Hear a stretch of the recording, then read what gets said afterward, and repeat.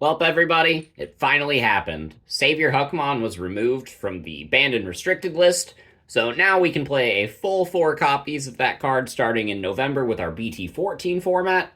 So that brings back a style of Jesmon that we haven't really seen since BT6. So this is the deck profile I bring to you today. This is Jesmon OTK.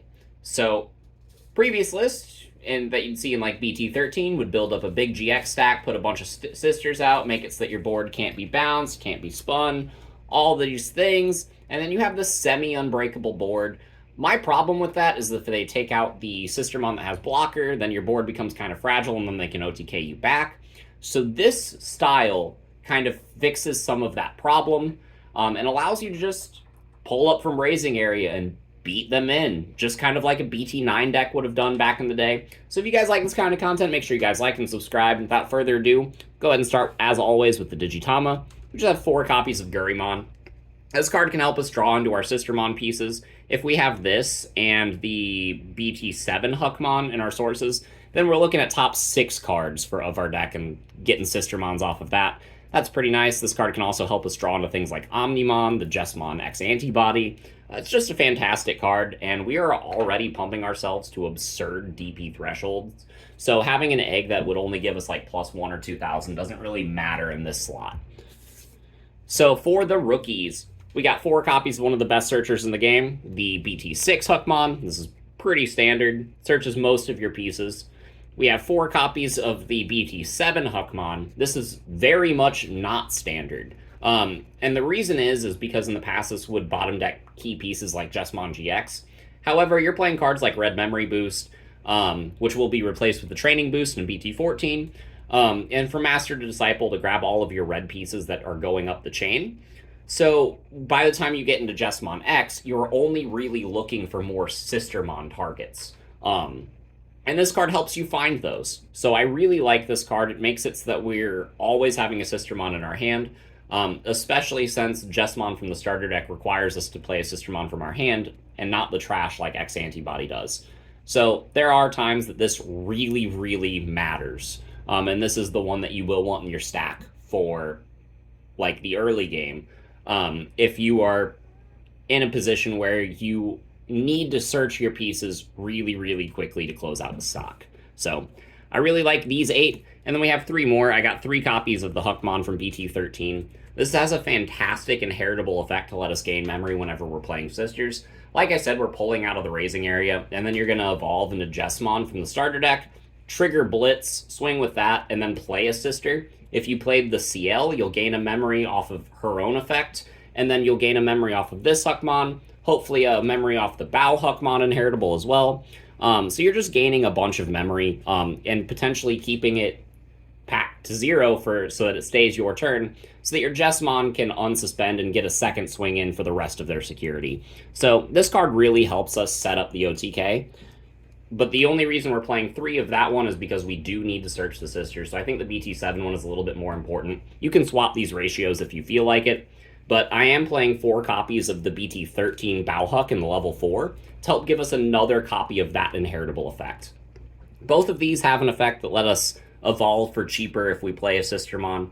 That doesn't really come up. There are some fun plays that you can do with that in the BT10 Sistermon CL, but I don't really think that's ever worth it unless you need to go into a Chimeramon. If you need to go into a Chimeramon, then by all means go for it, because that is a really effective way to do that. And that'll help you pop floodgates. So this card is multifaceted, and it's really, really nice. Plus, if you do trigger all of these inheritables and then DNA into Chimera, then you'll reset these inheritables and be able to use them again. So this is just a kind of a mandatory 4 of in your level 4 slot, especially since we don't need the DP booster, which the other Bow Huckmon from the starter deck gives us. The other Bow Huckmon that we are playing is the one from BT6, and again, this card can help us pop floodgates, similar to the Chimeramon. And this is a really good card to have in your stack if you're playing against something like Bloomlord, or anything that just spams out blockers for free, because if you don't have X Antibody, you can't go into Piercing. So having this to blow up just problem things on the board is fantastic, and I wanted 8 Bow Huckmons in my level 4 red slot, so those are the 8 that I'm electing to play. For the level 5s, we got 4 copies of the boy Savior. His Windage Evolving effect lets you play a sister, which can come up. That can be pretty nice. We also have a really, really good inheritable effect that says if you play a Sistermon, you get to unsuspend once per turn, which means that your Jesmon that is getting Sec Attack +1 and an extra 3,000 power whenever a Sistermon is played. It plays a Sistermon when it swings, so then you'll be able to unsuspend mid-combat, hit 2 checks, and then swing for 2 more checks. If you did a chip with a Huckmon early game that you slam down to get a search, that could be the 5th check, and then all you have to do is have Blitz Omnimon for game. You can also use Chimeramon as the 5th check because you're going to slam down a sister, unsuspend. I'll probably have another effect that slams down a sister, especially if you have the Jesmon X antibody. You can pull 2 level 4s out for free that way and kind of go into a OTK like that. But this card enables so much. And the reason this deck wasn't viable in the past, and the reason people thought this card was bad in prior formats, is because this card really requires you to build Jesmon differently in order to make this card work at full value. And you couldn't really play Jesmon differently with only 1 copy of this card. So it just was super inconsistent, and it didn't cater to the style of deck that Jesmon was. But now we have this alternate style that I think is arguably better. Time will tell once we start testing into the format. But in my testing with my local friend group, this has been absolutely fantastic, and this is such a cool way to play the deck. I've been talking about Chimeramon a lot. I am playing 3 copies of it, so that I do have a full 7 level 5s. Helps with the ratios. Something really cool that Chimera can do as well is if you're not seeing the Savior Huck because they're in like security or something, if your opponent checks one of these, it goes to trash, then you can tuck this card under Chimeramon with its Windage Evolving effect and still have access to that Savior Huck so you can still get the OTK.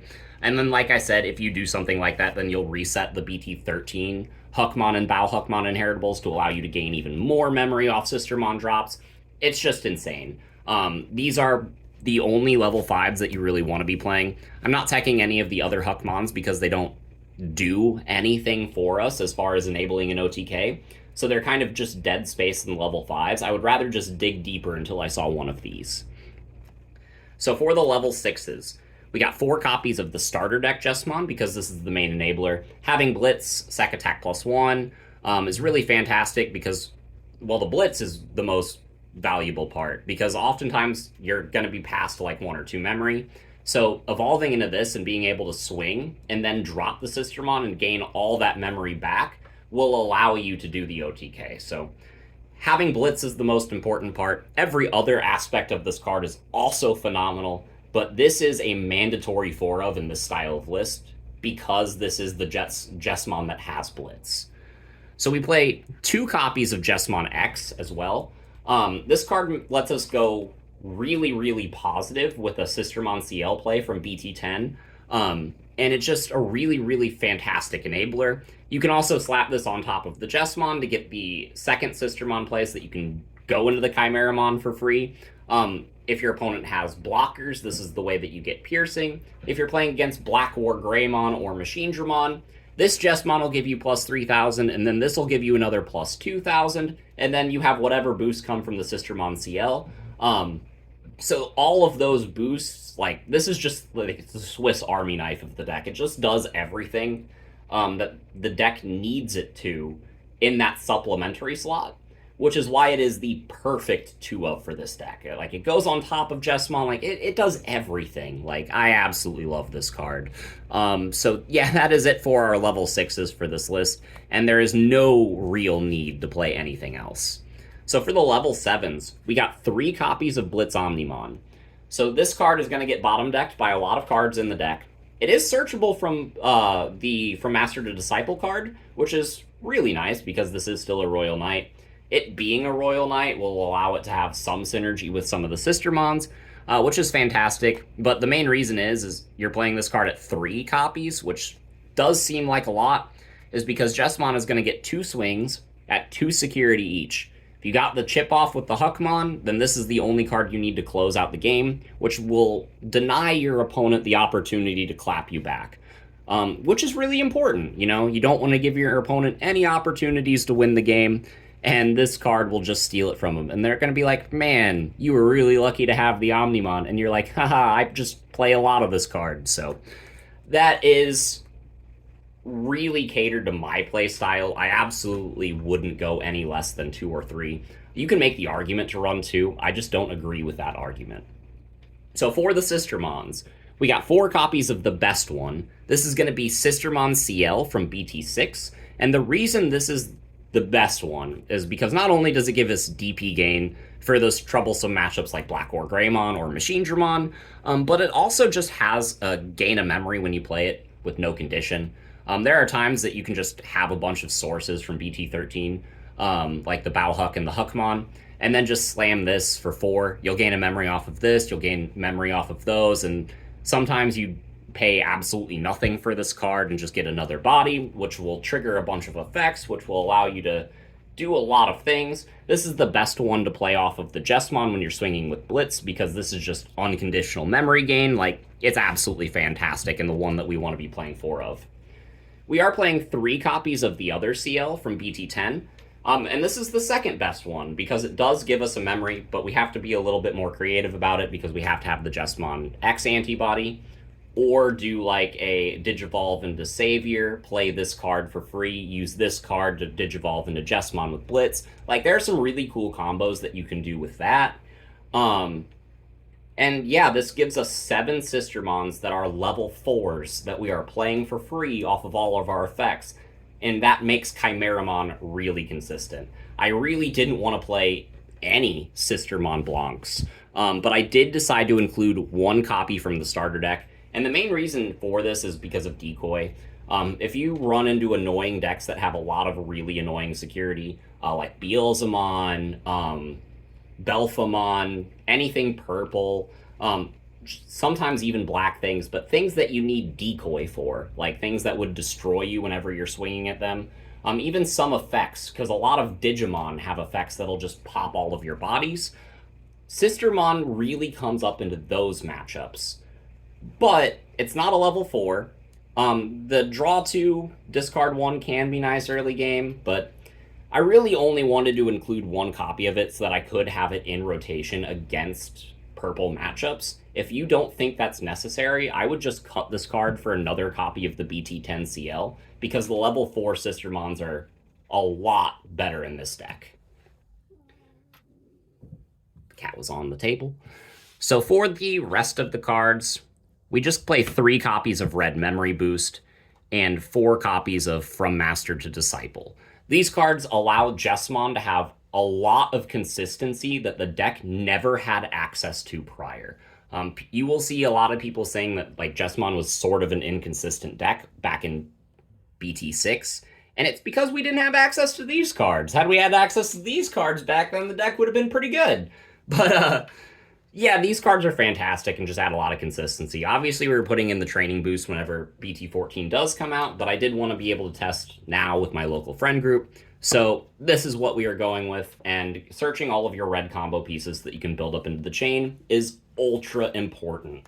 So that is it for this style of deck. Like I said, it's been doing fantastic in our testing. It's just one of those decks that you pull out a raising area if you have all your pieces, and if your opponent beats you before you get all your pieces, then you shuffle up, go to the next game. But this is a BT9 deck, it feels like, through and through, for better or worse.